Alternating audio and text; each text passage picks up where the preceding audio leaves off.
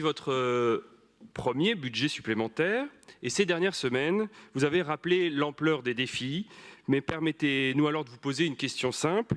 Où sont les efforts? Où sont vos inflexions? Où sont vos nouvelles priorités? Aujourd'hui, alors même que les marges de manœuvre se réduisent, absolument rien ne change et demain, ce sera de nouveau l'augmentation des impôts des Parisiens et l'explosion de l'endettement de la ville, sans aucune amélioration de nos services publics. Pourtant, il faut adapter Paris au changement climatique. Il faut préparer le vieillissement de la population. Ce sont les deux grandes transitions de notre siècle et Paris n'y échappe pas. Elles exigent des investissements massifs. Vous ne dégagez qu'un budget rustine pour nos écoles.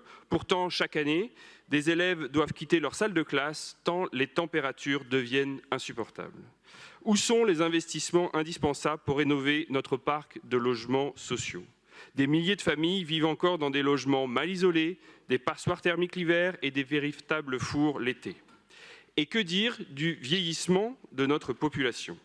Là encore, nous ne voyons ni anticipation, ni stratégie, ni même de véritable prise de conscience. Dans les résidences-appartements de la ville, les habitants vieillissent sans accompagnement adapté et sans réponse face aux canicules. L'état préoccupant de certaines résidences aurait dû provoquer pourtant un électrochoc.